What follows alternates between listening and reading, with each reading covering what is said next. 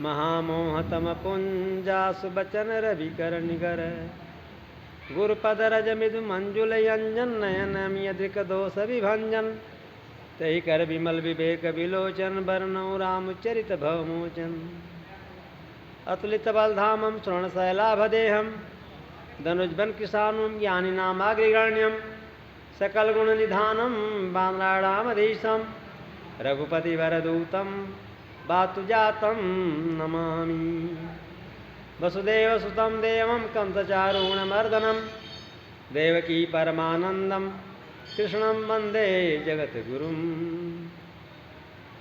जनक सुता जग जनन जानकी यस्य प्रिय करुणा निधान की ताके जुगपत कमल मनावं जास कृपा निर्मल मति पावं पुनिमन बचन करम रघुनायक चरण कमल बंदों सबुलायक राजीव नयन धरे धनुषायक भगत विपति भंजन सुखदायक प्रणव प्रथम भरत के चरना जा सुने व्रत जाई न वरना रामचरण पंकज मन जा सूल बुध मधि पीयूत जय न पासु रिपुसूदन पद कमल नमामि सूर सुशील भरत अनुगामी मंदौ लक्ष्मण पद जल जाता शीतल सुभग भगत सुखदाता रघुपति कीरत विमल पताका दंड समान भयउ जस जाका शेष सहस शीस जग कारण जो अवतर भूम भय टारण सदा सुसानुकूल रहमो पर कृपा सिंधु सौमित्र गुना कर श्री राम जय जय राम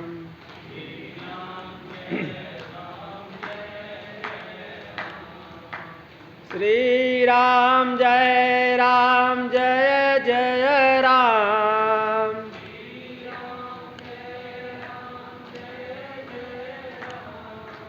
श्री राम जय जय राम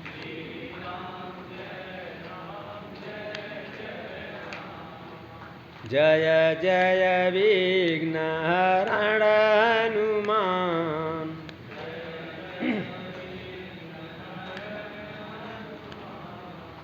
श्री राम जय जय राम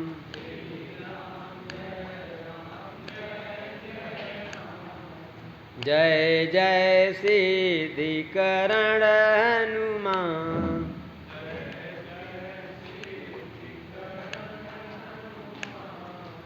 श्री राम जय जय राम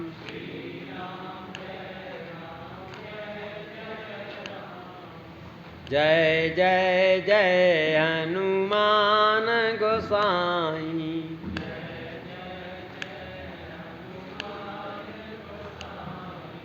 कृपा करहु गुरुदेव की नाई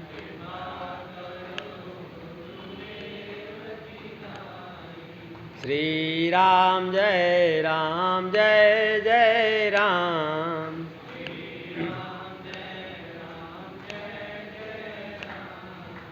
मंगल भवनय मंगलहारी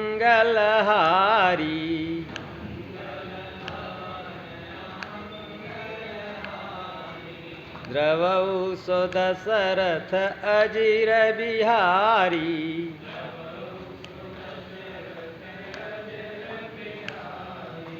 श्री राम जय जय राम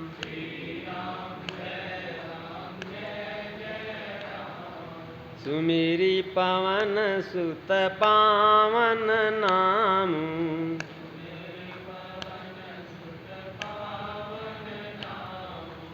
अपने बस करी राखेउ राम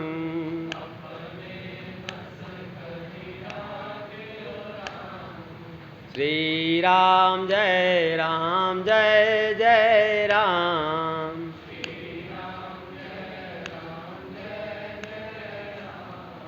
सियावर रामचंद्र महाराज की जय पवन सुत हनुमान जी महाराज की जय बाल कृष्ण लाल की जय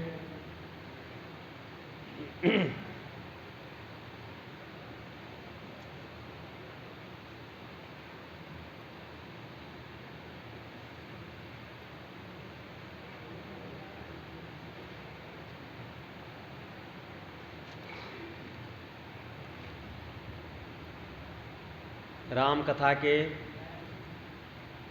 रसिया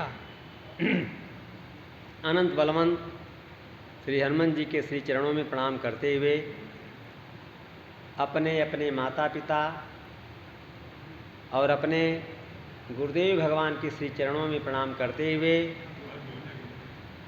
विश्व में कहीं भी बैठे हुए ब्राह्मण संत महात्मा विद्वान सभी के श्री चरणों में प्रणाम करते हुए बड़ी सावधानी पूर्वक एकाग्र मन से दत्तचित्त होकर अपने मन, अपनी बुद्धि और अपने चित्त को कथा में लगाते हुए हम लोग अपने प्रसंग पर आ जाएं, जिसकी चर्चा आपके बीच में विगत 8 दिनों से चल रही है। आज कथा का विराम दिवस है। आपके राम कथा ज्ञान यज्ञ की आज पूर्णता का अवसर है। प्रसंग सबको याद है, फिर भी परंपरा के अनुसार 1, 2, 4 नए श्रोता भी आते जाते रहते हैं, तो हम लोग सुना देते हैं ताकि उसको कड़ी जोड़ने में सुविधा हो जाए। बालकांड में गोस्वामी जी ने ग्रंथ की रचना करने के लिए सबकी वंदना की है, सबकी। और उस वंदना के क्रम में हनुमान जी महाराज की वंदना करते हुए एक अर्धाली और एक सोरठा का प्रयोग किया। सुमिरी पवन सुत पावन नामू, सुमिरी पवन सुत पावन नामू, अपने बस करी राखे ओ राम। पहले हनुमान जी की विशेषता बताए। मैं जिसकी वंदना करने जा रहा हूँ यह महापुरुष महाभागवत नाम जप करके भगवान को अपने बस में कर लिया। संकेत हम आप अभी कुछ नहीं करें, केवल भगवान के नाम का जप करें तो भगवान आपके अधीन हो जाएंगे, आपके बस में हो जाएंगे, आपके गुलाम हो जाएंगे, केवल नाम जप। तो ऐसे महाभागवत की गोस्वामी जी वंदना करते हैं और लिखते हैं कि महावीर बिनवं हनुमाना, राम जासु जस आप बखाना, प्रणव पवन कुमार खलबन पावक ज्ञान घन, जासु हृदय आगार बसई राम सर चाप धर। गोस्वामी जी महाराज कह रहे हैं कि मैं एक महावीर की वंदना करता हूँ, महावीर बिनवं, महावीर की वंदना करता हूँ। और उस महावीर का नाम क्या है? हनुमाना, हनुमान नाम। और यह महावीर ऐसी इसका कथा है, इसका चरित्र ऐसा है कि भगवान स्वयं इसके चरित्र का वर्णन करते हैं। राम जासु जस आप बखाना। हमने प्रारंभ में ही आपको बताया था कि इस विशिष्टम चरित्र के श्रोता भी हनुमान जी के चरित्र के श्रोता भी राम जी हैं और इसके गायक भी राम जी हैं, वक्ता भी राम जी हैं। तो गोस्वामी जी महाराज कह रहे कि ऐसे चरित्र का मैं वंदना करता हूँ जिसके जस को भगवान ने बार बार बखान किया है।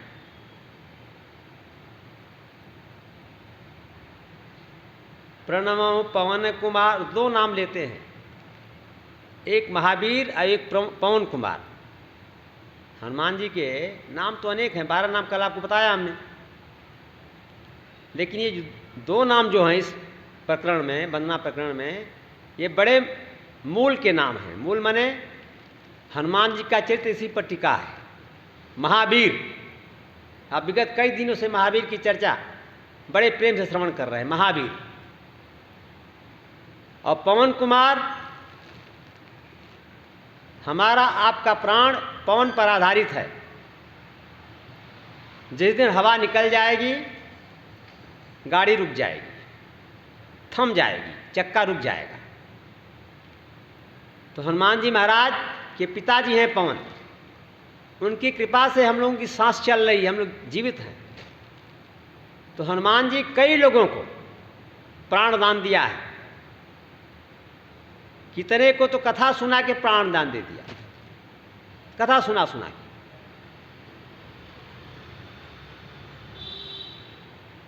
तो पवन कुमार गोस्वामी जी को बहुत प्रिय नाम है। पवन के पर्यायवाची से जितने शब्द हनुमान जी के बने हैं, पवन कुमार, पवन तनय, वातात्मजम इत्यादि इत्यादि, ये सब हनुमान जी के नाम गोस्वामी जी को बड़े प्रिय है, क्योंकि ये हम लोगों के प्राण को धारण करने वाले नाम है पवन। तो मैं पवन कुमार की वंदना करता हूँ, प्रणव पवन कुमार।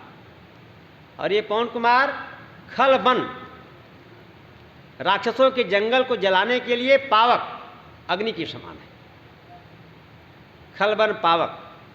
और ज्ञान के क्षेत्र में ज्ञान के घनीभूत स्वरूप हनुमान जी महाराज। जैसे जल का घनीभूत स्वरूप बर्फ होता है, ऐसे ज्ञान का घनीभूत स्वरूप हनुमान जी महाराज है। ज्ञान नामाग्रि गण्यम, खल वन पावक ज्ञान में जासु हृदय आगार। और क्या विशेषता है? हनुमान जी के हृदय में सदैव राम जी बसते हैं। कैसे? धनुष बाण लेकर के। जासु हृदय आगार बसई राम सर चापदा।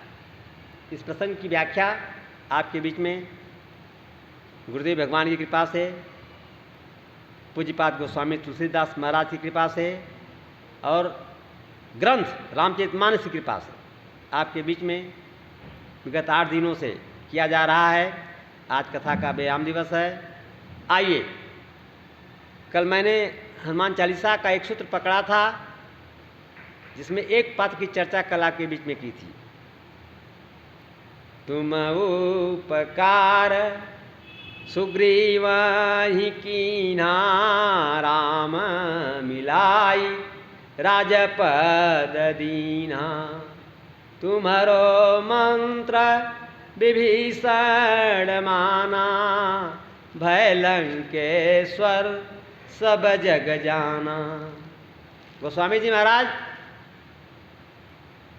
हनुमान जी का उपकार अनेकों के ऊपर है, कितनी चर्चा किया जाए, समय की सीमा होती है। लेकिन मुख्य ये मुख्य 2 पात्र हैं जिनकी चर्चा हनुमान चालीसा में भी गोस्वामी जी ने किया। एक सुग्रीव जी महाराज और एक विभीषण जी महाराज। सावधानी सुनिएगा, दोनों को राम जी से मिलाया। कल सुग्रीव जी कथा आप सुने, राम जी से मिला के राम जी का दोस्त बना दिया। मिलाया ही नहीं, राम जी का दोस्त बना दिया। राम जी और सुग्रीव के बीच में एक बंधन बांध दिया दोस्ती का, और सुग्रीव जी को किष्किंधा का राजा बना दिया। राम मिलाए राजपद दीना, राजपद दे दिया। और विभीषण जी को इनके साथ भी यही, तुम्हारो मंत्र विभीषण माना, लंकेश्वर भय सब जग जा। पूरा संसार जानता है कि विभीषण जी महाराज लंकेश बन गए, राजा लंका के, हनुमान जी के कारण।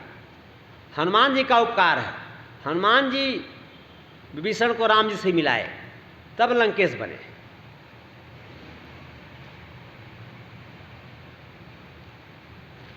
अब आप ध्यान दें, थोड़ा आपका ध्यान सिद्धांत पर ले जाएं। हमें आपको जीवन में मित्र की जरूरत पड़ती है, दोस्त की। और दोस्त सच्चा अगर आपको मिल जाए तो परिवार के लोगों से ज़्यादा काम करता है। ध्यान दीजिएगा, आपका अनुभव भी होगा, मेरा भी अनुभव है। मित्र सच्चा है तो हर वक्त आपका साथ देता है और परिवार के लोगों से भी ज़्यादा मदद आपकी करता है। राम जी, ऐश्वर्य की बात नहीं कर रहा हूँ मैं, ऐश्वर्य की बात छोड़िए, लीला में आनंद लीजिए। राम जी जब मानव का शरीर बना करके आए तो उनको जगत का व्यवहार करना पड़ा। उस जगत व्यवहार में पिताजी की आज्ञा मान के जंगल आए, पत्नी किसी ने चुरा लिया, तो पत्नी का पता कैसे लगेगा? कोई दोस्त मित्र अपना हो। जंगल में अयोध्या कोई नहीं है, क्यों? राम जी, लक्ष्मण जी, सीता जी, 3 लोग हैं, सब वनवासी हैं, बंदर भालू हैं जंगल में। तो भगवान ने दोस्त बनाया। किसको किसको दोस्त बनाया? मानस की परिधि में हम चर्चा करें तो राम जी ने केवल 3 मित्र बनाए, न 2 न 4। ध्यान दीजिएगा, ये क्या सूत्र है भाई? 2 ही बना लेते या 4-5 बना लेते, केवल 3, केवल 3। क्यों? तो वेदों में एक सिद्धांत आया, गोस्वामी जी ने उसी का प्रतिपादन किया कि विषयी साधक सिद्धि सयाने, विषयी साधक सिद्धि सयाने, त्रिविध जीव जग वेद बखाने, त्रिविध जीव जग वेद बखाने। गोस्वामी जी महाराज कह रहे हैं कि वेदों ने वर्णन किया कि संसार में जितने लोग हैं ये सब केवल 3 प्रकार के। ये गोस्वामी जी का नहीं बल्कि वेदों का वर्गीकरण है, गोस्वामी जी ने प्रतिपादन किया उसको। संसार की सृष्टि में जितने लोग हैं वो 3 प्रकार के हैं, उनको 3 भागों में बांटा जा सकता है। कौन कौन से? विषयी, साधक और सिद्ध। तो भगवान ने इन तीनों वर्ग के एक एक लोगों से दोस्ती किया। संकेत क्या था? अगर आप विषयी हो तो भी भगवान आपको दोस्त बनाने के लिए तैयार है। ध्यान दीजिए, अगर आप साधक हो तो भी भगवान आपको दोस्त बनाने के लिए तैयार है। अगर आप सिद्ध बन गए हो तो भी भगवान आपको दोस्त बनाने के लिए बाएं फैला खड़ा है। आप आगे बढ़ो, भगवान के आप दोस्त बन जाओगे, चाहे विषयी हो, चाहे साधक हो, चाहे सिद्ध हो।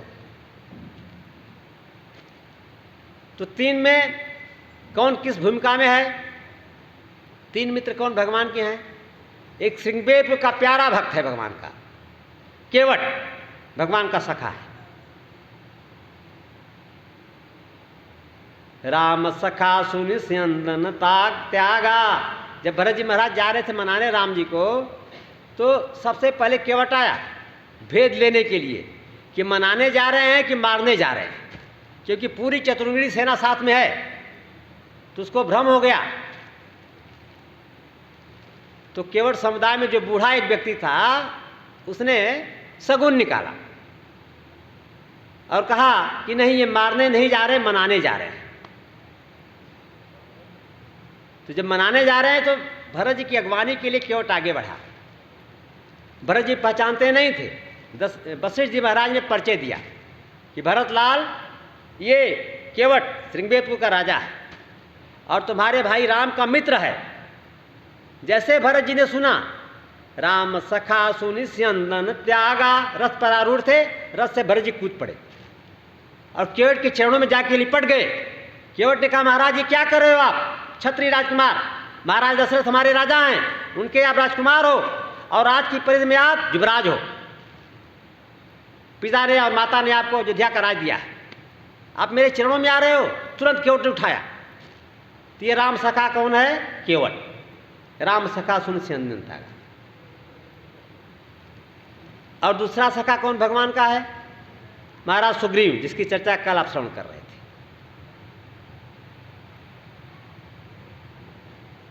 सखा बचन सुनि हर्षे कृपा सिंधु बलसी। सुग्रीव भगवान का प्यारा सखा है। और तीसरा सखा आज आप सुनेंगे, विभीषण जी महाराज। ये तीसरे सखा हैं भगवान। तो भगवान ने पूरे वनपथ में, पूरी यात्रा में 3 मित्र बनाया, 3 दोस्त बनाया। एक साधक वाले वर्ग से, एक सिद्ध वाले वर्ग से और एक विषयी वाले वर्ग से। अब इसमें कौन किस भूमिका में है? पहले तीनों का अंतर आपको बता दें तो भूमिका समझने में आसानी हो जाएगी। हमारे पूज्य गुरुदेव साकेतवासी, मानस नृत्य के मानद उपाधि से विभूषित डॉक्टर पंडित श्रीनाथ जी मिश्र बहुत संक्षिप्त इसकी परिभाषा क्या करते थे। विषयी कौन? जो केवल अपनी तरफ देखे, अपनी गरज है, अपनी मांग है, अपनी जरूरत है, बस अपनी तरफ देखे, वो विषयी। और साधक जो अपनी तरफ भी देखे और भगवान की तरफ भी देखे, दोनों तरफ दृष्टि है, वो साधक है। और सिद्ध कौन है? जो अपनी तरफ नहीं देखता, केवल भगवान की तरफ देखता है। जो सिद्ध होता है वो कहता है कि जाही विधि राखे राम, चाहे नरक में पटक दे चाहे स्वर्ग में पटक दे, चाहे भूखों रखे चाहे 56 भोग जवा दे, जाही विधि रेखा। ये सिद्ध की भूमिका है, उसका मानना है, उसकी मंत्रणा है। गाने को सब गाते हैं उछल उछल के। ऋषिकेश में खूब महात्मा लोग गाते हैं जाही विधि राखे राम ताही विधि रहिए। और दाल थोड़ी ठंडी मिल गई तो बिगड़ जाते हैं। अरे एक दिन दाल ठंडी मिल गई तो क्या बिगड़ने की जरूरत है? राम की इच्छा है ठंडी दाल खाओ तो खाओ, जाही विधि राखे राम। तो गाना कहना बड़ा आसान होता है, जीवन में उतारना प्यारे बड़ा मुश्किल होता है। और जब तक जीवन में नहीं उतारोगे तब तक पूरा लाभ नहीं मिलेगा। कथा का आनंद तो मिल रहा मिलेगा, लेकिन पूरा लाभ से वंचित रह जाओगे तब तक, जब तक जीवन में नहीं उतारोगे, इसे आचरण में नहीं लाओगे आप। तो ये तीनों का अंतर है। अब ये तीनों मित्रों में देखिए कौन किस भूमिका में है। हमारे सुग्रीव जी महाराज ये विषय की भूमिका में, इन्होंने खुद कहा भगवान से, क्या कहा? विषय बस सुर नर मुनि स्वामी, मैं पावर पशु कपि अति कामी।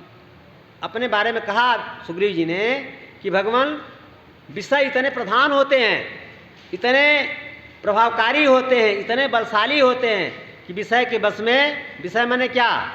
हिंदी गणित अंग्रेजी, ये विषय नहीं है।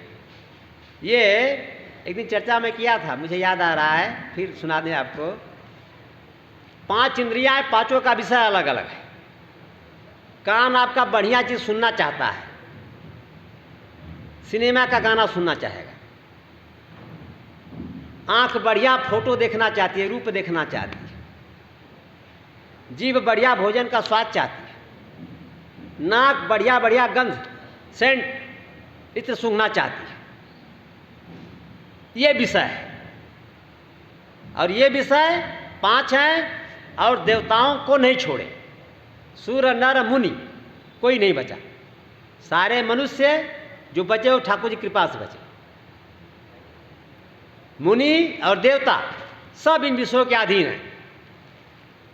तो सुग्रीव ने कहा महाराज जब इतने बड़े बड़े लोग इसके अधीन हैं तो मैं पामर, मैं तो मूर्ख हूं। पशु, बंदर जात मेरी पशु की है। कपि और अति कामी, बंदरों की जात सृष्टि में जितनी जात भगवान ने, ब्रह्मा जी ने बनाया है, सब में कामी जात मानी जाती है बंदरों की। सुग्रीव जी ने कह दिया कि मैं विषयी हूं महाराज, मैं कामी हूं। विषयी मैंने क्या? जो 5 विषय का सेवन करे वो विषयी है। तो सुग्रीव जी महाराज विषयी है। इतने विषयी हैं कि इनको राज जब भगवान ने दिया था तो राज तिलक इनका होने के बाद बुलवाया था और राज की नीति सिखाई थी और कहा था जाते जाते कि अब जाओ और क्या करना? कहा अकेले नहीं, अंगत सहित करहु तुम राजू, संतत धरहु हृदय मम काजू। अंगत को मत छोड़ना, ऐसा नहीं कि सब मलाई अपने ही खाना। अंगत के साथ राज का भोग करना और मेरे काम को ध्यान में रखना। संतत माने लगातार, संतत हृदय धरहु मम काजू माने सीतार विषण की बात को चिंतन करना कैसे होगा। और सुग्रीव इतना स्थान फरोश निकला, उसके राज्य के बगल में ही भगवान की कुटिया बनी थी। एक बार भी नहीं देखने आया कि 4 महीने की बरसात में, आषाढ़ सावन भादो क्वार 4 महीना निकल गया, कहीं भगवान की कुटिया टपक तो नहीं रही है, चल के ऊपर थोड़ा पेड़ों की पत्तियां डाल दे, पानी का गिरना बंद हो जाए। 4 महीना सुग्रीव नहीं आया। विषयों के भोग में ऐसा भूल गया कि 4 महीना बीत गया और शरद ऋतु आती, भगवान को कहना पड़ा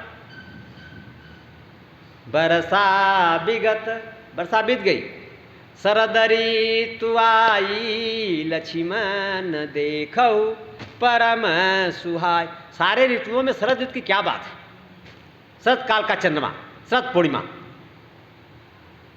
भगवान ने कहा लक्ष्मण वर्षा ऋतु बीत गई, शरद काल आ गया, लेकिन मेरा सखा सुग्रीव अभी तक आया नहीं, इतना भोगों में फंसा हुआ है, भगवान को ही भूल गया। तो फिर लक्ष्मण जी जाके उसको जगाए। तो ऐसा ये विषय है। लेकिन इसको भी भगवान ने दोनों हाथ फैला के अपना मित्र बनाया है। अगर आप विषयी हो, कोई बात नहीं, कोई डरने घबराने की बात नहीं है। आप ठान लो कि मुझे भगवान का मित्र बनना है, तो भगवान अपना सखा तुम्हें बना लेंगे। संकेत इस प्रसंग का ये विषय। और आज साधक की चर्चा करेंगे। उसके पहले घूमेंगे तो लंबा हो जाएगा, सिद्ध वाली बात कर दे तब साधक में घुसे हैं। ये केवट, ये सिद्ध भक्त है। एक और अंतर आपको समझा दें, विषयी को और साधक को भगवान के पास जाना पड़ता है, ध्यान दीजिएगा, और सिद्ध को भगवान के पास नहीं जाना पड़ता, भगवान स्वयं उसके पास जाते हैं। केवट मस्ती से अपनी नौका में बैठा है, एक पग भी नौका से उतर के बाहर नहीं आया। ठाकुर जी उसके पास गए हैं, उससे मांगे हैं, मांगी नाव। मेरे ईश्वर को मांगना भी पड़ता है, सबको देने वाला उसको मांगना भी पड़ता है। मांगी नाव, इसने कह दिया मैं केवट याना नहीं लाऊंगा, क्या कर लोगे? ये सिद्ध है। ये भाषा बोलने की सामर्थ्य सब में नहीं आएगी, जो सिद्ध है वही बोल सकता है। वो बोल रहा है मैं नहीं लाऊंगा,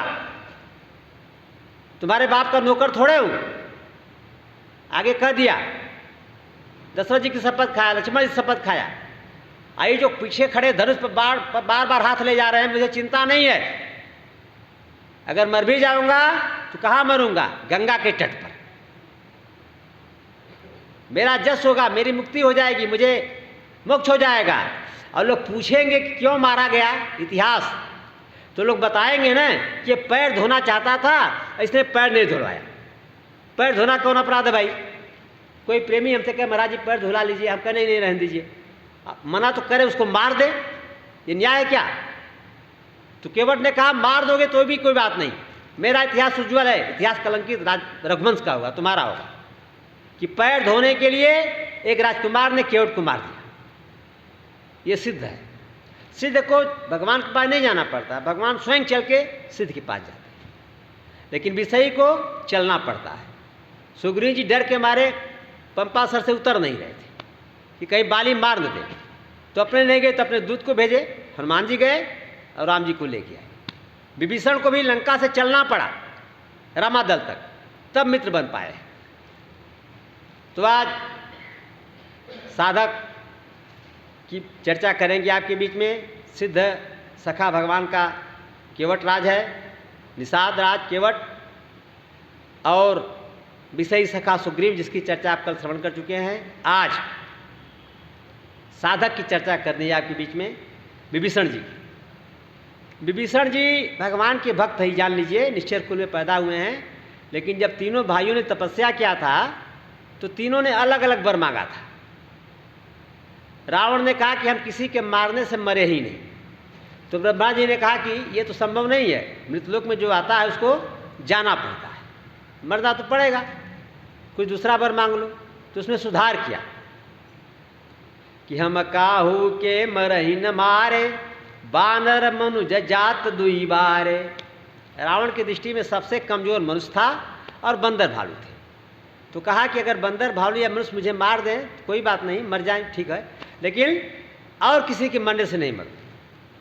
बस इतना कहना था, इतने तो पर्याप्त था। इसीलिए भगवान मनुष्य के अवतार में आए और सेना किसकी बनाई? बंदर भालू, क्योंकि रावण का वरदान है बंदर भालू से ही मरेगा, मनुष्य से मरेगा।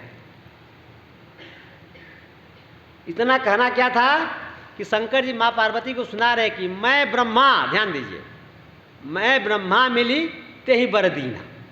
हम दोनों लोगों ने मिलकर के रावण को यवमस्त कह दिया। तो पार्वती जी ने कहा कि आप अकेले पर्याप्त नहीं थे क्या कि ब्रह्मा जी को साथ लिए, या ब्रह्मा जी अकेले दे दिए होते, आपको साथ लेने की क्या जरूरत थी? शंकर जी ने कहा कि जब से भस्मासुर को वरदान दे दिया है ना, तब से मैं वरदान से बहुत बचता हूँ, डरता हूँ, पीछे रहता हूँ।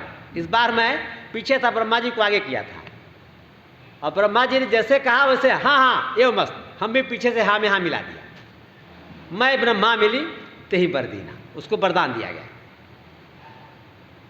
और विभीषण ये कुंभकर्ण मांगना चाहता था कि हम 6 महीना जागें और एक दिन सोएं।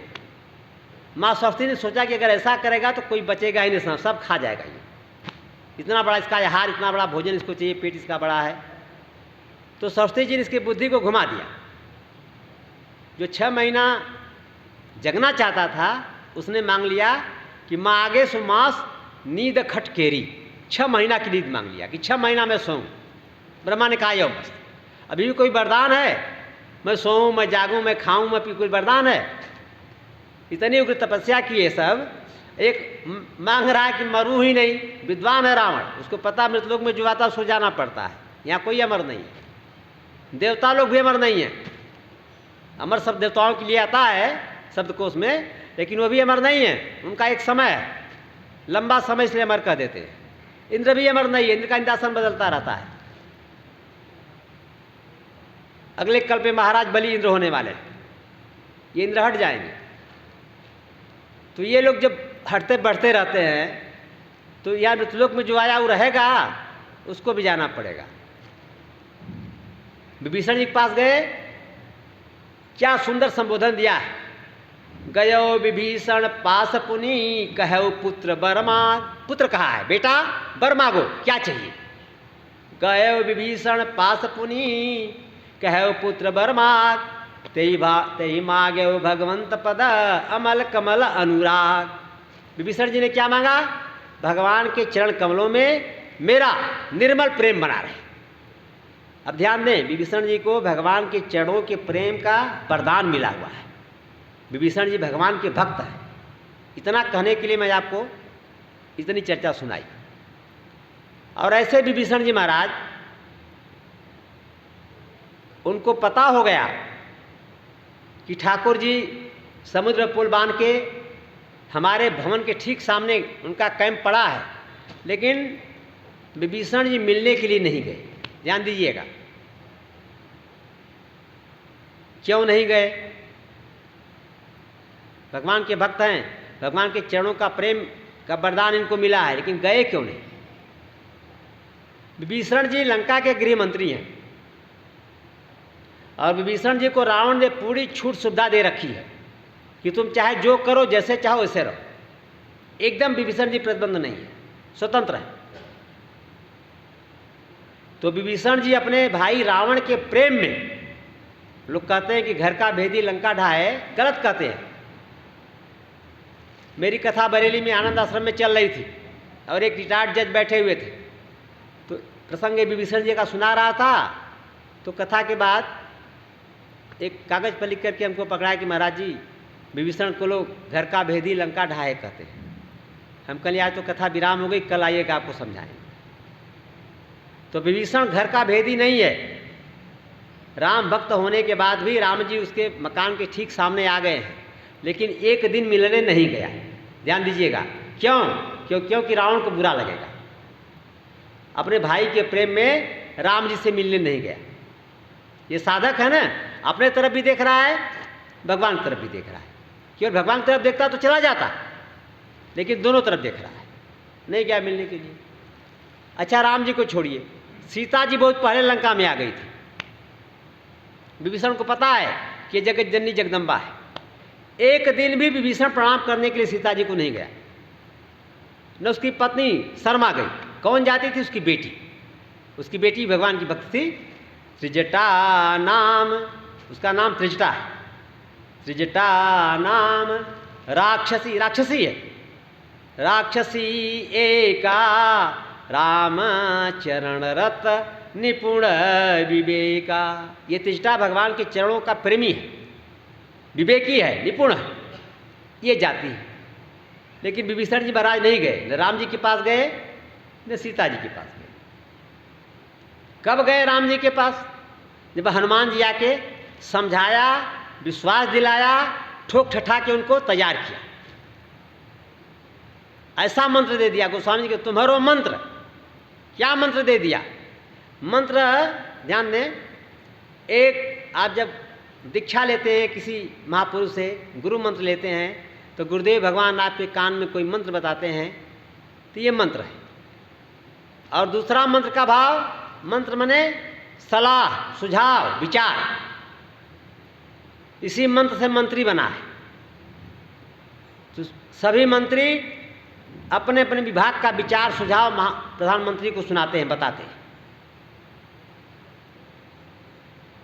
तो हनुमान जी ने विभीषण को विचार दिया, एक सुझाव दिया, समझाया, बुझाया, ठोक ठठा के उनको तैयार किया राम जी के पास जाने के लिए। अब आइए कैसे समझाते हैं, उधर ले चलें आपको। सीतान्वेषण के क्रम में जब हनुमान जी महाराज लंका में पधारे तो पता तो था नहीं किधर अशोक वाटिका है। संपाति ने बताया था कि गिर त्रिकूट ऊपर बस लंका, तहाँ रह रावण सहजय शंका, बन अशोको पवन तहाँ रही, सीता बैठी सोच रत आई। कहा संपाति ने कि त्रिकूट पर्वत के ऊपर लंका है और लंका में अशोक वाटिका में सीता जी बैठी हुई है, इतना वो संकेत बता दिया था। लेकिन अशोक वाटिका में कैसे पहुँचे ये सवाल उठता है, अशोक वाटिका किधर है। तो हनुमान जी को रात्रि में पूरी लंका का अन्वेषण करना पड़ा। गोस्वामी जी लिखते हैं किसी भी मकान को नहीं छोड़ा।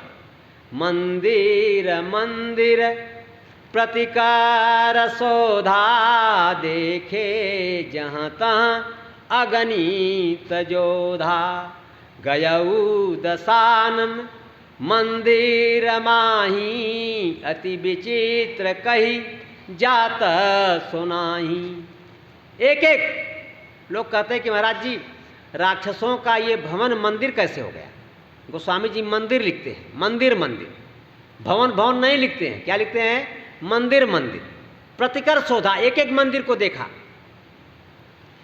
तो जिस घर के अंदर हमारे हनुमान जी से संत का चरण पड़ जाए, अब घर रह जाएगा क्या, वो मंदिर हो जाएगा। अब गोस्वामी जी अपना कैमरा फिट किए हुए हैं। जिस मकान जिस भवन के अंदर हनुमान जी का चरण पड़ता था वो मंदिर हो जाता था।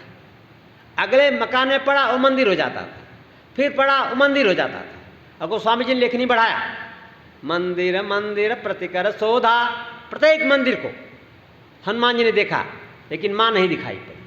और अंत में रावण के राजमहल में रजवास में प्रवेश किया।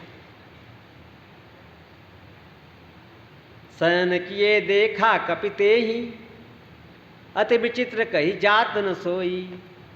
वहाँ पर इतनी विचित्र स्थिति थी रावण के महल की कि गोस्वामी जी कहते हैं मुझे वर्णन करने में लज्जा जा रही थी। मद्यपान करने वाला व्यक्ति, निशाचरी वृत्ति का व्यक्ति जब रात्रि में शयन करता है तो बहुत कम वस्त्र में होता है, और गोस्वामी जी को उसका वर्णन करने में लज्जा आ रही, उसको छिपा दिए। बस अति विचित्र कही जात सुनाई, इतना कह करके निकल गए। वहाँ की हालत बड़ी विचित्र है, उसको कहना ठीक नहीं है। आप भी समझ गए क्या हालत थी रावण की और उसके रानियों की। एक बार मंदोदरी को देख करके हनुमान जी को भ्रम हो गया। मंदोदरी महाराज इतनी सुंदर थी, इतनी सुंदर थी, हनुमान जी को लगा कहीं माँ तो नहीं है, जानकी जी तो नहीं है, किशोरी जी तो नहीं है। लेकिन फिर हनुमान जी ने अपने बुद्धि का उपयोग किया, निर्णय किया कि नहीं, एक भारतीय नारी, एक भारतीय महिला अगर पति से विरक्त है, पति से दूर है तो श्रृंगार नहीं कर सकती। उसके वेशभूषा से पता चल जाएगा कि इसका पति विदेश में है, परदेश में इसके साथ नहीं है। और मंदोदरी सजी बजी थी, श्रृंगार किए हुए थी। हनुमान जी का नहीं, ये सीता माँ नहीं हो सकती।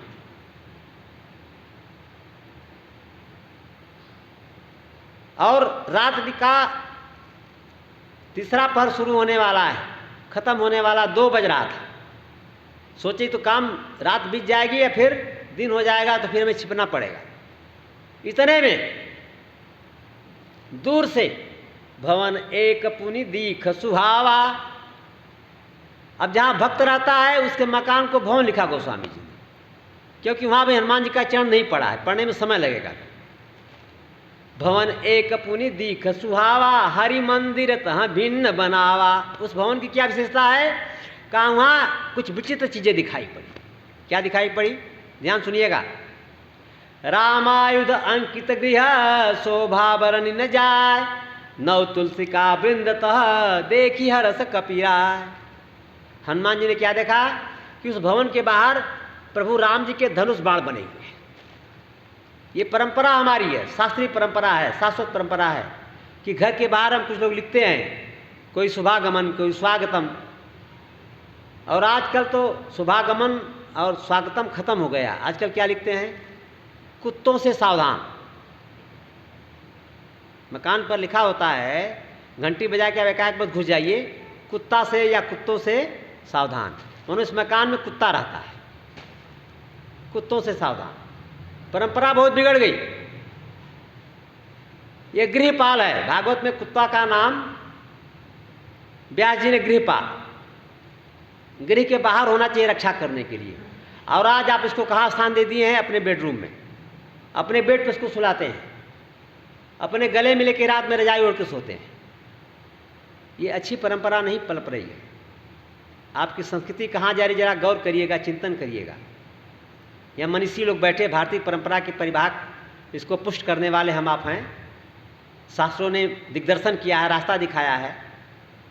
गृहपाल घर के बाहर होगा, रक्षा करेगा, उसको अंदर लाना नहीं है।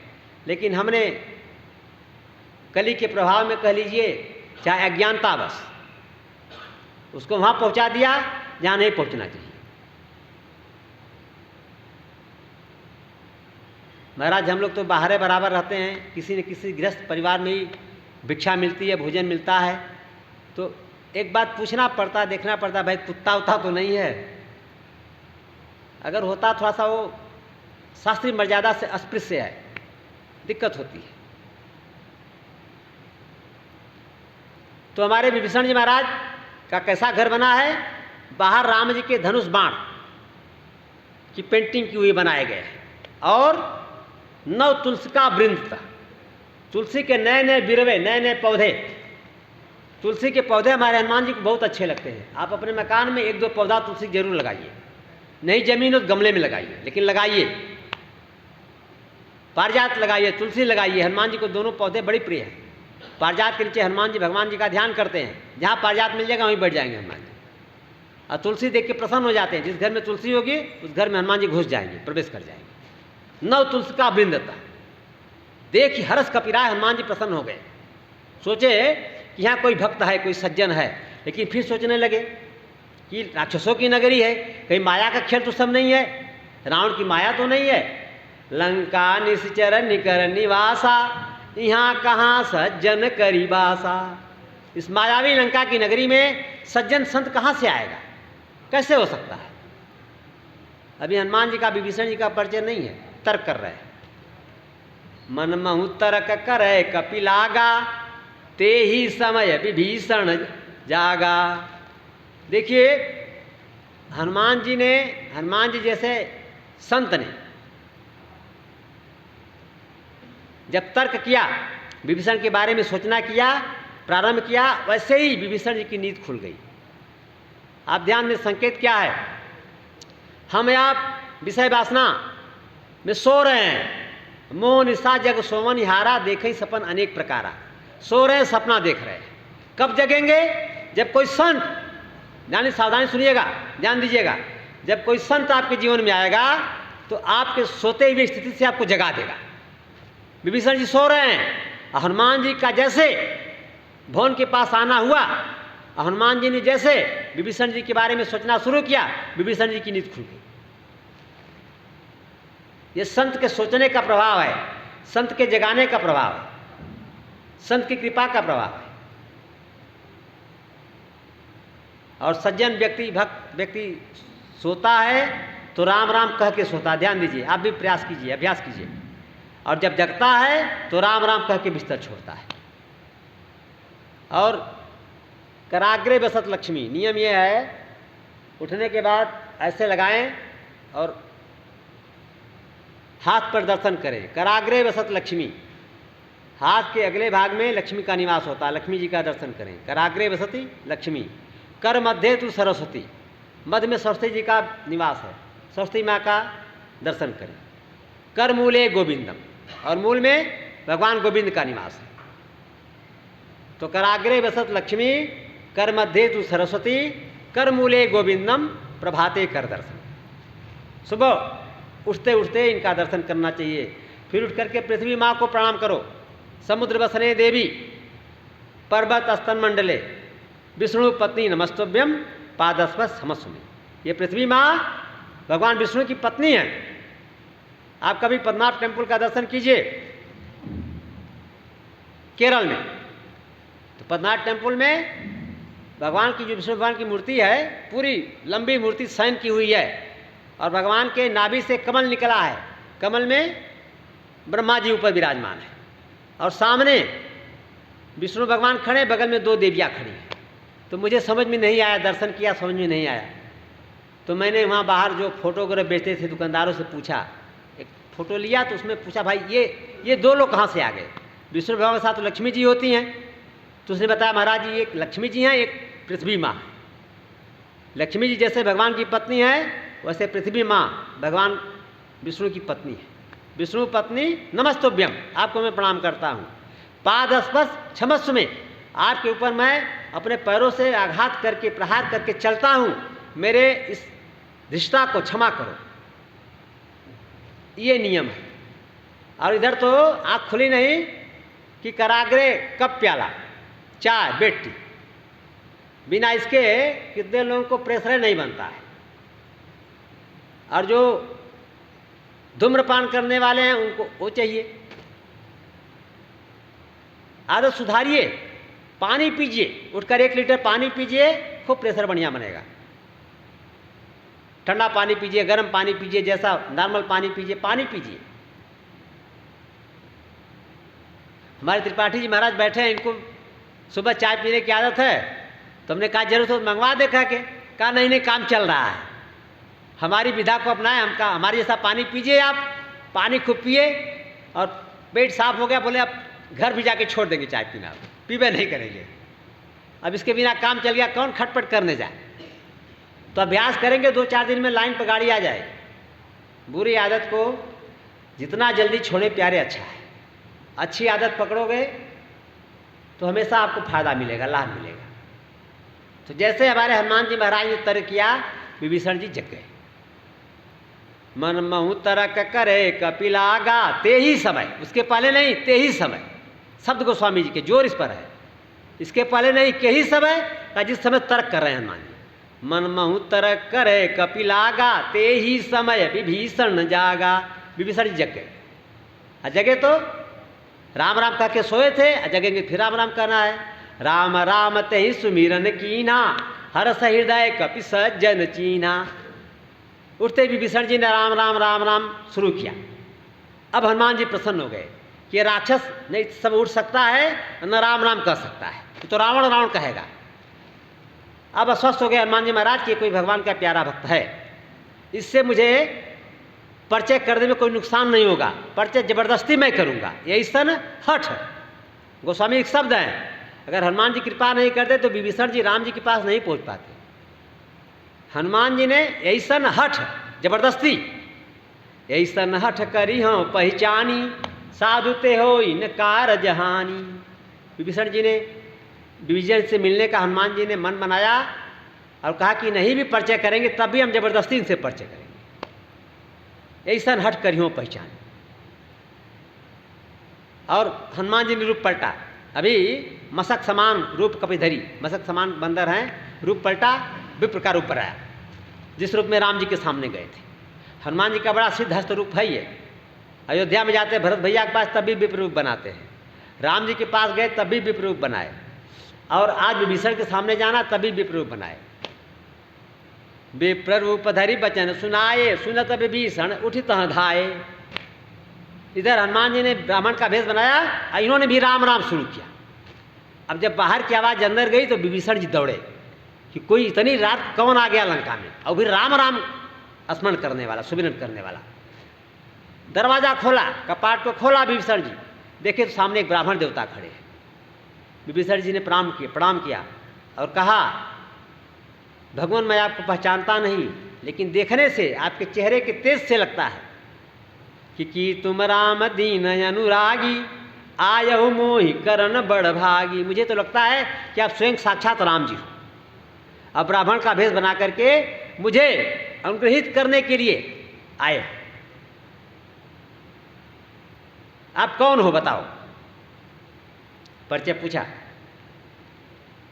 तब हनुमान जी परिचय में कभी अपना नाम नहीं बताते, ध्यान दीजिएगा। रामदूत कहते हैं और बताते क्या है, राम कथा बताते हैं। जो कोई पूछता है, रावण पूछा तो रावण को भी राम कथा पहले सुनाए, और अंत में ताकर दूत तासदूत में जाकर हरियाणो प्रियनाथ।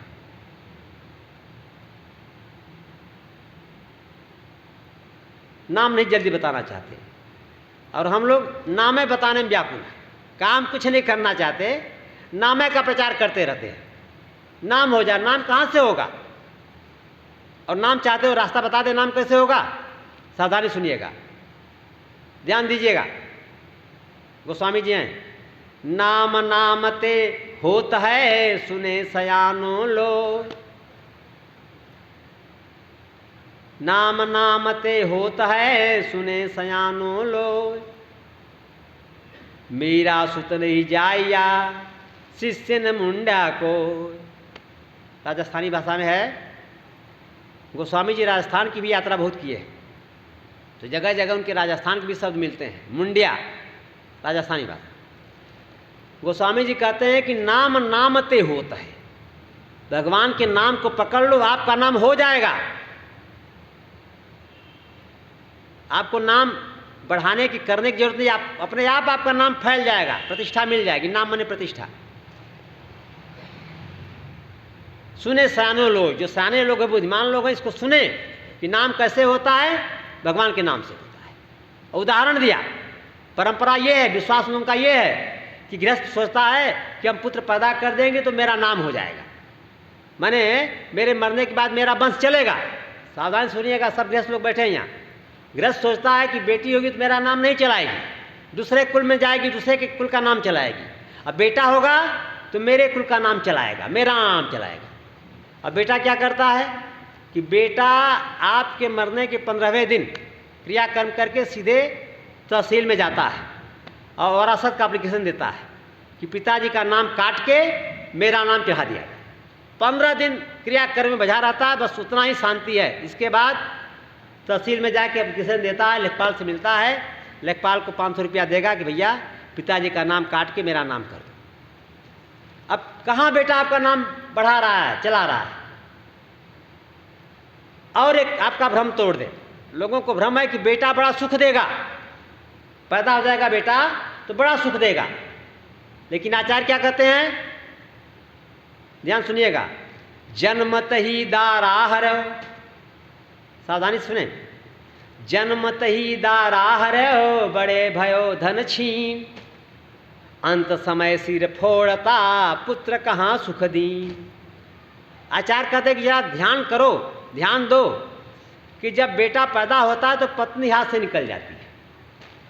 मतलब क्या कि जब तक पुत्र या पुत्री नहीं है तो पत्नी पति की ही सेवा पूरे दिन करती है, पूरे मनोयोग से करती है। जब बेटा हो गया तो पति की सेवा नहीं होती है, तब बेटा की सेवा होती है।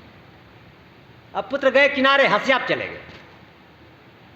पुत्र के पैदा होते ही पति के हाथ से पत्नी निकल गई, और जब बड़ा हो गया तो बाप का धन छीनता है। बड़े भयो धन छीन। हमारे गुरुदेव सुनाया करते थे, एक फॉरेस्ट रेंजर थे। फॉरेस्ट रेंजर माने जंगल के बड़े बड़े उपद्रवी हिंसक जानवरों को बस में करने का उनके अंदर साहस था। लेकिन अपने बेटा के आगे कैसे लाचार हो गए। उनका बेटा थोड़ा कुसंग में पड़ गया, बुरी आदतें लग गई, और एक दिन रात में पिताजी सोए थे। बेटा रात में 11-12 बजे के आसपास पिताजी सो गए, लेकिन माँ दरवाजे पर आहट की प्रतीक्षा कर रही थी कि अब बेटा आएगा, अब बेटा आएगा। बेटा आया। माँ ने धीरे से सिटकनी को खोल दिया कि पता न चले पतिदेव को। बेटा अंदर आ गया, और अंदर आया तो सोए हुए पिताजी को जाके जगाया और सीने पर रिवॉल्वर लगा दिया। ध्यान दीजिएगा, कहा जितना पैसा रखे हो तिजोरी में सब दे दो। ये बेचारे लाचार पुत्र के आगे सारा पैसा तिजोरी से निकाला, रात को ही चंपत हो गया। अगले दिन क्या, उसी रात में तुरंत उसने गुरुदेव को फोन किया कि महाराज ऐसी ऐसी घटना मेरे साथ घट गई। गुरुदेव ने कहा, अरे तेरे में इतनी साहस है, इतनी शक्ति है, सामर्थ्य है कि जंगल के बड़े बड़े हिंसक पशुओं को अपने बस में कर लिया। ये 4 दिन का लड़का तो हमको डरवा के पैसा लेके चला गया, अभी कहीं गया नहीं होगा। रिवाल्वर लेके जाओ, रिवाल्वर की तुम राइफल लेके जाओ। पत्नी दौड़ी, क्या करने जा रहे हो? कहा चुप रहो, हट जाओ सामने से। ले गया, लड़के को पकड़ा और राइफल लगा दिया, सारा पैसा मार दूंगा तुझे। तो जाके उसका पैसा मिला महाराज। तो आचार्य कहते हैं कि बड़े भयो धन छीन, बड़ा हो जाता है बेटा तो आपका धन संपत्ति सब छीनना शुरू करता है। और अंत समय सिर फोड़ता,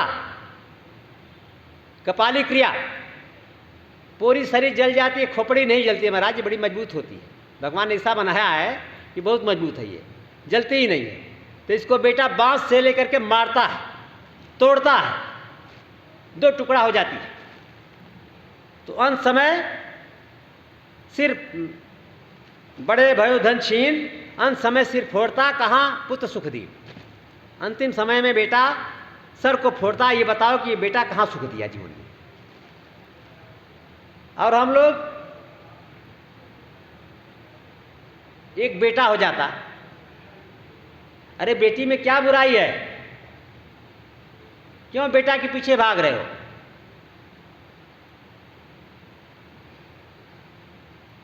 आप अनुभव करके देखिएगा, मेरा तो अनुभव है, आपने भी अनुभव किया होगा, फिर अनुभव करिएगा।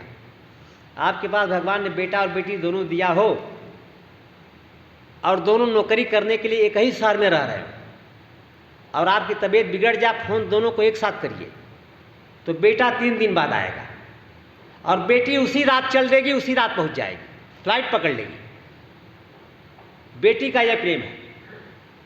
जितनी माँ बाप को बेटी प्रेम करती है, बुरा मत मानिएगा, यह बहुत से बेटा बैठे हुए हैं, मैं बेटों की आलोचना नहीं कर रहा हूँ, लेकिन एक भाव आ गया कथा में तो आपको सुनाना पड़ रहा है। बेटा असलतन में अपना अधिकार समझता है कि पिता का जो कुछ है वो मेरा है, चाहे जैसे रहें मुझे मिलेगा। बेटी कुछ लेना नहीं है, आपने शादी विवाह में जो दिया सो दिया, अब आपसे कुछ नहीं लेना उसको। वो आपके प्रेम की भूखी है और प्रेम के वशीभूत होकर के आपसे बार बार मिलने आती है, आपको देखने आती है। तबीयत सुन ले कि माँ की तबीयत खराब है, पिताजी की तबीयत, दौड़ के आती है बेटी। महाराष्ट्रियन फैमिली पिता के साथ पुत्र के साथ रहना पसंद नहीं करते हैं। महाराष्ट्र में भी उनको जाना होता है, बहुत परिवार में देखा हमने, वो बेटी के साथ रहना पसंद करते हैं। क्योंकि जहाँ आप अपना अधिकार समझते हो कि पिता की संपत्ति मेरा अधिकार है, तो अधिकार के साथ कर्तव्य भी जुड़ा है। कर्तव्य को आप भूल जाते हो। अधिकार एवं कर्तव्य, राइट्स एंड ड्यूटीज एक साथ लगे हुए शब्द हैं। आपको राइट तो ध्यान आता है, लेकिन ड्यूटी ध्यान नहीं आती।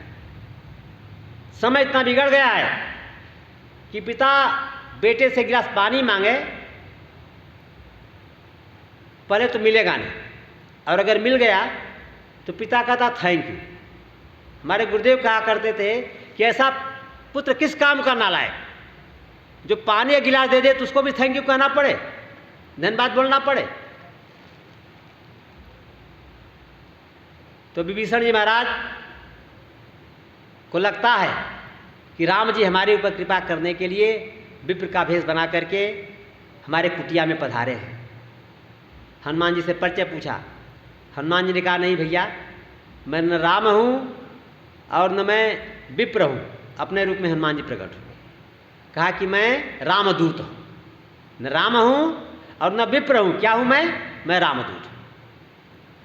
तब हनुमंत कही सब, क्या कही? सब कहा। क्या कहा?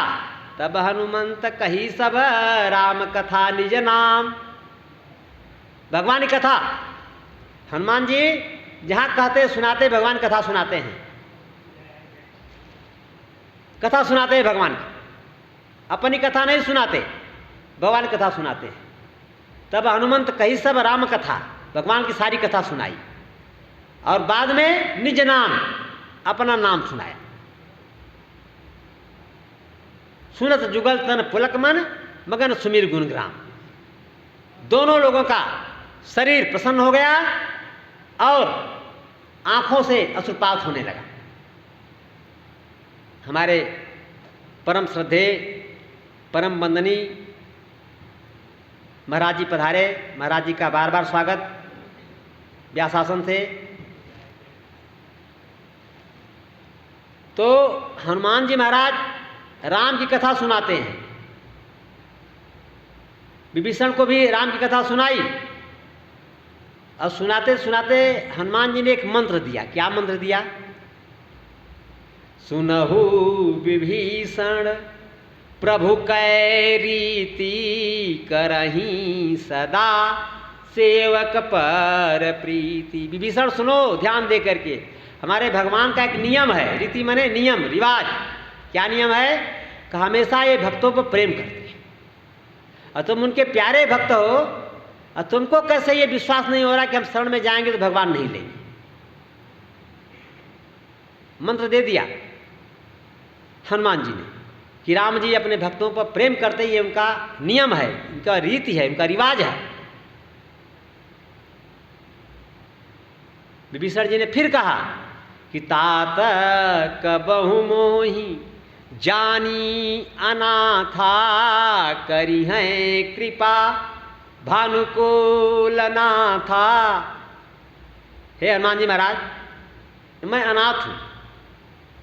कभी भगवान रघुवंशी सूर्यवंशी के नाथ रघुनाथ क्या मेरे ऊपर भी कृपा करेंगे क्या?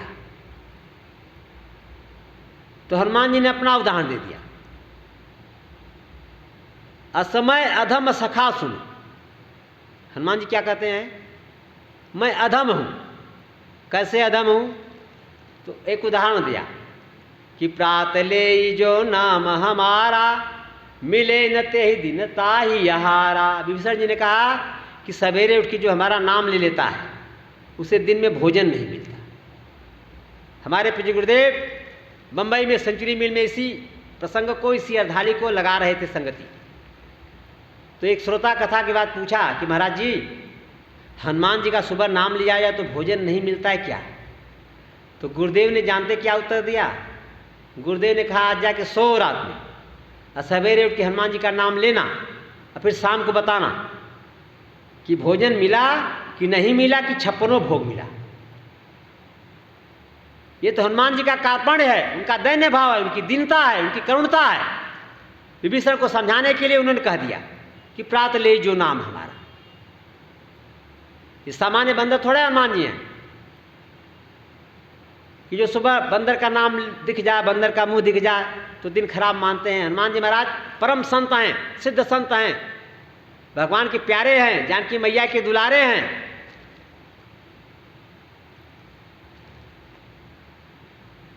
तो हनुमान जी ने कहा कि विभीषण असमय अधम सखा, असमय अधम सखा सुन मोहु पर रघुवीर, कीन्ही कृपा सुमिर गुण भरे बिलोचन। विभीषण मेरे जैसे अधम बंदर जात में पैदा हुए हनुमान के ऊपर भी भगवान राम ने कृपा किया है। ये उनका विरध है कि अपने भक्तों से प्रेम करते, कृपा करते।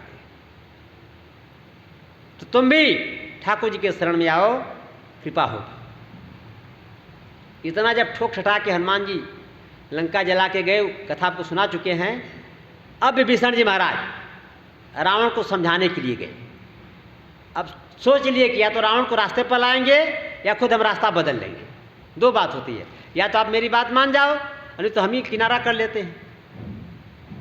तो विभीषण सोच कर गए कि आज या तो हम रावण को रास्ते पर लाएंगे और नहीं ला पाए तो हम खुद रास्ता बदल लेंगे, लंका का त्याग करेंगे। सोच कर गए थे और जा करके रावण को समझाना शुरू किया। बड़ा लंबा चौड़ा व्याख्यान है। अंत में कहा कि भैया एक मेरी बात मान जाओ, राखो मोर दुलार। बड़ा प्यार से कहा, मैं आपका छोटा भाई हूं, मेरे दुलार की रक्षा करो, मेरे प्यार को बचा लो। सीता देई राम का अहितल होई तुम्हार। सीधे सीधे बात कर दिया कि सीता माँ को राम जी को वापस कर दो, आपका कोई नुकसान नहीं होगा, लंका का राज करो, पूरा निश्चर में सुरक्षित हो जाएगा। कितनी सुंदर बात विभीषण जी ने कही। लेकिन रावण क्या कहता है? रावण तो बैठक बाज था ना।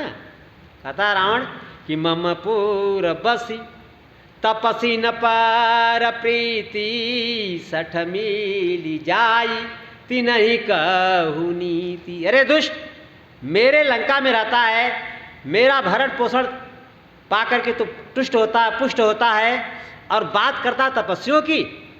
राम जी को राम नहीं कहता राम, लक्ष्मण जी को भी राम, कल सुना चुके हैं आप। क्या कहता है? तपस्वी, तपस्वी। मम पुर बस, मेरे पुरी में, मेरे नगर में रहता है, और तपस्विन पर प्रीति, तपस्वियों से प्रेम करता है। और कह दिया रावण कि सठ मिल जाए तिनहि कहु नीति, जाओ उनसे जाके मिल जाओ और उनको राजनीति सिखाओ। इतने नहीं किया, अस्कई कीनेस चरण प्रहारा। इतने कह के रुक जाता तो बात शायद नियंत्रण में होती। इतना कह करके रावण जैसा दुर्दान व्यक्ति, जिसके चलने से जासु चलत डोलत अवनी, रावण चलता तो पृथ्वी कांप जाती है। इतना भारी भयंकर शरीर, और पैर से जोर से रावण की छाती में मारा है। और विभीषण जी क्या कर रहे हैं? रावण के पैर को पकड़ लिए। अब कह क्या रहे हैं कि तुम पी तू सरिस। बारे रामचरितमानस, आज विश्व में ऐसे ही थोड़े डंका बजा रही मानस की। ये आचार संहिता है, बड़ा भाई पिता के जैसा होता है। लात खाने के बाद भी विभीषण जी क्या कर रहे हैं? गाली नहीं दे रहे हैं, लाठी डंडा से मार नहीं कर रहे। क्या कर रहे हैं? रावण के पैरों को पकड़ लिया, दुलार कर रहे हैं। क्या कर रहे हैं? तुम पी तू सरिस भले ही मोहि मारा, राम भजे हित नाथ तुम्हारा। लात खा के भी विभीषण जी रावण को परम उपदेश कर रहे हैं। राम भजे हित नाथ तुम्हारा, राम को भजो, राम का भजन करने से तुम्हारा कल्याण हो जाएगा। तुम बड़े भाई हो, पिता के जैसे हो, मार दिया कोई बात नहीं, मुझे उसका कोई मलाल नहीं है, कोई ग्लान नहीं है, लेकिन मेरी बात मान जाओ। क्या बात मानना है? क्या? राम को भजो और सीता जी को वापस कर दो, कल्याण हो जाएगा। रावण नहीं सुना। अब बताइए कि रावण के नगर में रहने वाला विभीषण घर का भेदी है। इतनी लंका की रक्षा सुरक्षा की चिंता विभीषण को है, लात खा के भी रावण को समझा रहा है कि सीता जी को दे दो और राम को भजो, कल्याण हो जाएगा। एक बार भी रावण नहीं कहा कि जो हुआ सो हुआ, आओ तुम बैठो, अपना मंत्रालय संभालो, गृह मंत्री है लंका का रावण। अपने नहीं कहा तो नहीं कहा, अंगद से, मेघनाथ से कह दिया होता कि बेटा अपने चाचा को बुलाओ। मेघनाथ से भी नहीं कहा। सारे सभा से सारे मंत्री बैठे हैं और बिना रावण के रुख के कोई बोलने की हिम्मत नहीं रखता है। अब विभीषण जी ने निर्णय किया कि अब लंका का परित्याग करेंगे। रावण को रास्ते पर नहीं ले आए तो हम स्वयं लंका का परित्याग करेंगे। राम सत्य संकल्प प्रभु सभा काल बसतोर, मैं रघुवीर शरण अब जाऊं देहि जनिखोर। अब बड़ा जोर गोस्वामी जी का है। विभीषण ने कहा कि राम सत्य संकल्प प्रभु, राम सत्य संकल्प हैं, संकल्प कर लेते तो ये लंका जल जाती। उनके संकल्प के स्वरूप हनुमान जी आए, लंका जला के चले गए, कुछ नहीं बिगाड़ पाया। राम सत्य संकल्प प्रभु, भगवान सत्य संकल्प हैं। वो तो हमारे आपको आनंद देने के लिए लीला करते हैं कि लीला का गायन होगा, कथा का गायन होगा तो आप सुनेंगे, आपको आनंद आएगा, महाराज जी सुनेंगे, उनको आनंद आएगा, और हम सुनाएंगे, हमको आनंद आएगा। ये हमारे आपके आनंद के लिए कथा का वर्धन हुआ है। रावण को मारने के लिए भगवान का अवतार नहीं हुआ, ध्यान दीजिएगा। रावण तो भगवान संकल्प कर लेते, वहीं तो रावण समाप्त हो जाता, सारा निश्चय समाप्त हो जाता। लेकिन लीला ये कैसे होती, ये कथा कैसे बनती, इसको हम लोग गायन कैसे करते, कैसे इसका श्रवण करते, कैसे हम लोग को आनंद मिलता। तो जाते जाते विभीषण ने कहा कि राम सत्य संकल्प प्रभु सभा काल बस, तो रावण तेरी सभा काल की बसीभूत हो गई है। मैं रघुवीर शरण अब तक मैं नहीं गया था, अब लात खाने के बाद अब कोई मुझे मना नहीं कर रहा है, मना नहीं रहा है, बुला नहीं रहा, अब मैं जा रहा हूं प्रभु के पास। देव जैन खोर, कोई मुझे दोष नहीं देगा विभीषण क्यों चला गया। इतना कह करके विभीषण जी महाराज अपने 4 मंत्रियों को, गृह मंत्री के पास तमाम सचिव लोग होते हैं, अपने 4 सचिवों को लिया विभीषण जी और भगवान के दरबार में पहुंचे। आकाश मार्ग से, पुल मार्ग से नहीं गए, मायावी सब आकाश मार्ग से पहुंच गए। अभी पुल नहीं बधा है, विभीषण जी के जाने के बाद पुल बधा है। पहुंच गए। तो सुग्रीव के दूतों ने विभीषण को बांध दिया और सुग्रीव को जाकर संदेश दिया कि महाराज एक राक्षस आया है, क्या किया जाए। सुग्रीव ने कहा उसको बांधे रखो, मैं भगवान से पूछ के आता हूं क्या करना है। कह सुग्रीव सुनहु रघुराई, आवा मिलन दशानन भाई। भगवान रावण का भाई विभीषण मिलने के लिए आया है, क्या आज्ञा है। तो भगवान की नीति देखिए, भगवान विभीषण को शरण में लेना चाहते हैं, लेकिन सीधे नहीं कहे कि सुग्रीव तुम शरण में ले आओ। क्या कहते हैं, कह प्रभु सखा बूझिए कहा, मित्र सुग्रीव तुम्हारी क्या राय है।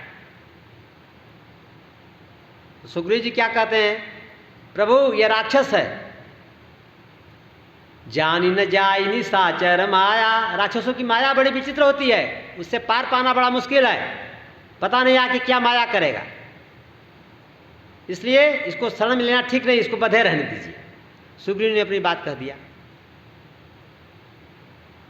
भगवान ने हनुमान जी की तरफ देखा कि हनुमान तुम तो लंका गए हो, ये बताओ कि ये व्यक्ति जो आया है कैसा है। अब हनुमान जी सर नीचे किए, बोलो हनुमान। हनुमान जी ने कहा प्रभु एक आपसे निवेदन करूं कि जो आया विभीषण, ये न्यायालय में नहीं आया है, ये चिकित्सालय में आया है। ध्यान दीजिएगा, ये आपके शरण में अपने कर्मों का न्याय कराने नहीं आया है, आपके शरण में आपका उद्धार कराने आया है। ये हनुमान जी के शब्द हैं कि विभीषण न्यायालय में नहीं आया है, सुग्रीव न्याय की बात कर रहे हैं और आप करुणा निधान हो, करुणा की बात आप करो। ये चिकित्सालय में आया है, अपनी औषधि इलाज कराने आया है, इसके इलाज की जरूरत है। भगवान मुस्कुराने लगे, धन्य हो हनुमान, धन्य हो। भगवान ने कहा सभी बंदर भालू जाओ और सम्मान के साथ विभीषण को मेरे पास ले आओ। सब बंदर भालू गए हैं, हनुमान जी आगे आगे विभीषण जी को भगवान के सामने ले आए। अब विभीषण जी आए तो अपना परिचय देना शुरू किया। विभीषण चाहते तो कह सकते थे कि उत्तम कुल पुलस्त करनाति, शिव बीरंची पूजहु बहुभांति, बर पायहु कीन्हु सब काजा, कह सकते थे। ये अंगद जी के वाक्य रावण के लिए कहा है, तो जो रावण के लिए लागू हो विभीषण के लिए भी लागू है। रावण का कुल उत्तम है तो सगे भाई होने के नाते विभीषण का भी कुल उत्तम है। रावण ने शिव बीरंच की पूजा किया, ब्रह्मा की और शंकर भगवान की, तो विभीषण ने भी किया था, शंकर भगवान के ब्रह्मा जी की। एकदम लागू हो रहा है सब बात, लेकिन विभीषण जी ने अपना ये परिचय नहीं दिया। ध्यान दीजिए, हमें कभी माला पहनाया जाता है तो उसका फोटो देश भर घुमाते हैं, दिखाते हैं कि एक दिन माला पहनाया गया, और कभी प्रारंभ में जूता लग गया खोपड़ी पर, उसका फोटो नहीं दिखाते किसी को, कि एक दिन जूता भी लगा था। और विभीषण जूता लगने की बात करते हैं। उत्तम कुल पुलस्त करनाति, शिव बीरंची पूजे बहुभांति अपने परिचय में नहीं कहा, वर पायो ये भी नहीं कहा, इनको वरदान मिला हुआ है भगवत प्रेम का। क्या कहते हैं, नाथ दशानन। ध्यान दीजिए, ये भक्तों का कारुण्य है। नाथ दशानन करमय भ्राता, निशिचर वंश जन्म सूर त्राता। भगवान मैं आपका जो दुश्मन रावण है उसका मैं भाई हूँ, सगा भाई, और निश्चर खानदान में मेरा जन्म हुआ है। उत्तम कुल नहीं बता रहे, कहाँ बता रहे हैं, निश्चर वंश में मेरा जन्म हुआ है। और आपके दुश्मन जो आपकी पत्नी को चुरा ले गया है रावण, उसका मैं भाई। तो भगवान ने कहा तो फिर मेरे शरण में क्यों आए, जब मेरे शत्रु का भाई हो और निश्चर वंश में हो तो मेरे पास क्यों आए हो, कैसे आने की हिम्मत पड़ गई। तो विभीषण जी ने कहा श्रवण सुजस सुनि आयऊं, प्रभु भंजन भवभीर, त्राहि त्राहि आरती हरन, शरण सुखद रघुवीर। विभीषण ने कह दिया है भगवान मैंने इन कानों से आपकी कथा सुनी है। किसने सुनाया, तो इशारा कर दिया हनुमान जी ने सुनाया। इन्होंने सुनाया है कि आपका ये नियम है कि आप भक्तों को प्रेम करते हैं, शरण में ले लेते हैं, इन्होंने बताया है। वो आपकी कथा में सुन के आपके शरण में आया। श्रवण सुजस सुनी आया, प्रभु भंजन भवभीर, आप भक्तों के कष्ट को दूर कर देते हैं, उनके भीड़ को मिटा देते हैं। और इतना कह करके चरणों में गिर गए विभीषण जी, त्राहि त्राहि आरती हरण शरण सुखद रघुवीर, प्रभु रक्षा करो रक्षा करो, मैं आपके शरण में हूं। इतना कह करके भगवान के चरणों में विभीषण जी गिर पड़े। भगवान ने उठाया, गले से लगाया और कहा, जानता हूं विभीषण तुम्हें कोई इच्छा नहीं है। यद्यपि सखा सखा संबोधन दे दिया, मित्र बना दिया। विभीषण तुम मेरे आज से मित्र हो गए और संबोधन दे दिया। यद्यपि सखा तव इच्छा नाही, मोर दरस अमोघ जग माही। सखा विभीषण तुम्हारी कोई इच्छा नहीं है, लेकिन मेरा दर्शन अमोघ होता है। जैसे मेरे बाण अमोघ हैं, राम जी के बाण अमोघ हैं। जी में अमोघ रघुपति कर बाना, यही भांति चले हनुमान। राम जी के बाण अमोघ हैं, वैसे राम जी के दर्शन भी अमोघ हैं। और हमारे किशोरी जी के आशीर्वाद अमोघ है। आशीष तो अमोघ विख्याता। तो भगवान ने कहा कि तेरी इच्छा नहीं है, लेकिन मेरा दर्शन अमोघ है, इससे तुम्हें कुछ मिलेगा। क्या मिलेगा?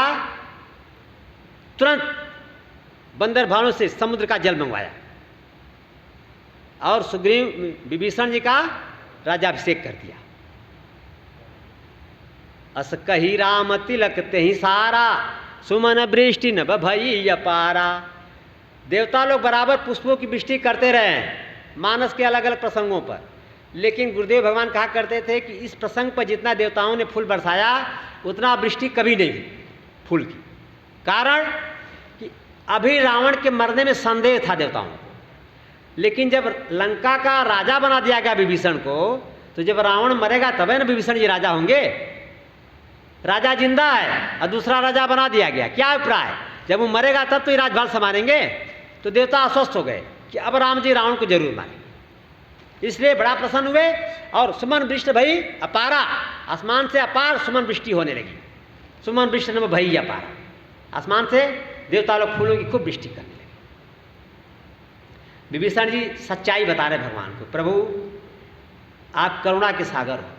सत्य बात तो ये है कि मैं जब लंका से चला था तो मेरे मन में लंका के राज्य की इच्छा थी, लेकिन जब मैं आपके शरण में आया और आपके चरणों पर नतमस्तक हुआ, प्रणाम किया, तो इच्छा समाप्त हो गई।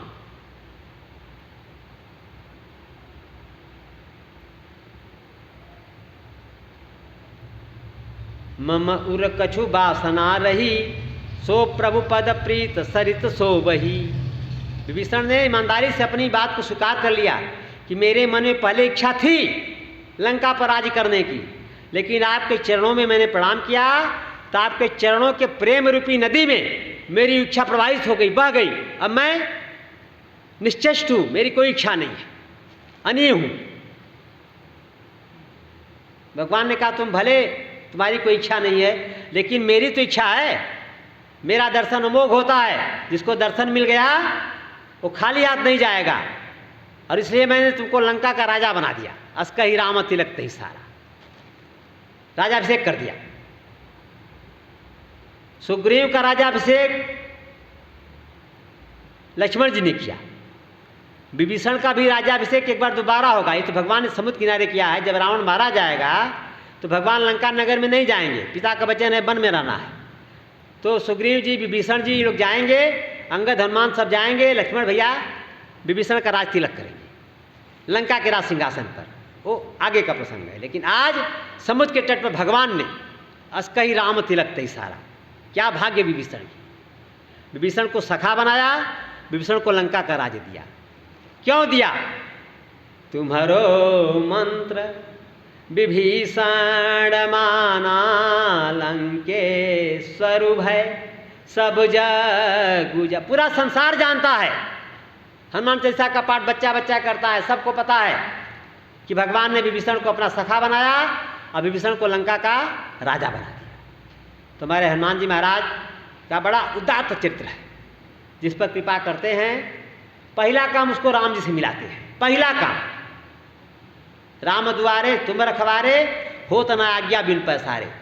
राम जी के दरबार में भेज देते, जाओ राम जी के हो जाओ।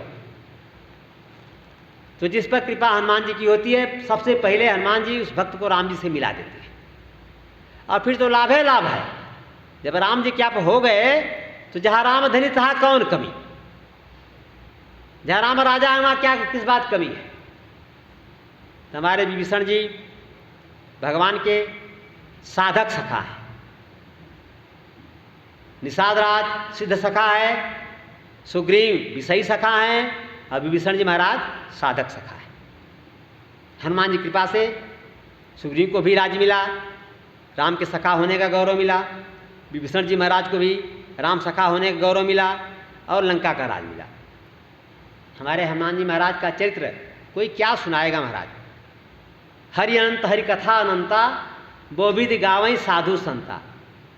मैं 9 दिन से पूरा जोर लगा के, जितनी मेरे पास ताकत है, आपने मुझसे कहा तो हमने कहा कि देखिए मैं 1 घंटा कथा बोलता हूँ, 1 घंटा ज़्यादा नहीं बोलता, क्योंकि मैं जिस आसन बैठता हूँ 10 मिनट आप नहीं बैठ पाओगे वज्रासन। 1 घंटा बहुत होगा, 1.25 घंटा, लेकिन यहाँ मैं 9 बजे शुरू करता हूँ तो 10:30 पौने 11 बज जाता है। ये हनुमान जी कृपा और आप लोगों का प्रेम दोनों है। आप लोग बड़े शांत होकर के, बड़े दत्तचित्त होकर के, अगर आप शांति नहीं देते प्यारे तो मैं कथा नहीं बोल पाता। मेरे पास कोई अवलंब नहीं है, केवल मेरी वाणी मेरे साथ है, हनुमान जी कृपा है। आपने इतना बड़ा शांति का माहौल दिया, शांत चित्त होके बैठे रहे, तो मुझे एक सहारा मिला, एक अवलंब मिला, और मैं गोपनीय से गोपनीय कथा आपको सुनाते गया। जो मानस पटेल पर आई गुरुदेव कृपा से, उसको निष्कपट भाव से आपको सुनाते गया। आपके कल्याण की छोटी बड़ी बातें मैंने जो भी गुरु कृपा से हो सका बताई। आशा है बहुत सारी बातें जीवन में उतारेंगे, जीवन को धन्य बनाएंगे। ये कथा इस मंदिर पर बांके बिहारी सभा के तत्वाधान में आयोजित की गई थी, और इस कथा राम कथा ज्ञान यज्ञ, कथाएं ज्ञान यज्ञ होती हैं। राम कथा ज्ञान यज्ञ का आज विराम दिवस है, पूर्णाहुति का दिवस है। आज कथा पूर्णता को प्राप्त हो रही है। मैं इसके लिए, इस आयोजन के लिए और यहाँ की सारी व्यवस्था के लिए, माइक, लाइट, पंडाल, आपका सहयोग, प्रसाद का वितरण, जितनी व्यवस्था आप करते हैं, सारी व्यवस्था के लिए इस कमेटी के, इस सभा के सभी सदस्यों को मैं धन्यवाद तो नहीं दूंगा। धन्यवाद बड़ा निम्न स्तर का शब्द हो गया है, इसको हम लोग नहीं बोलते।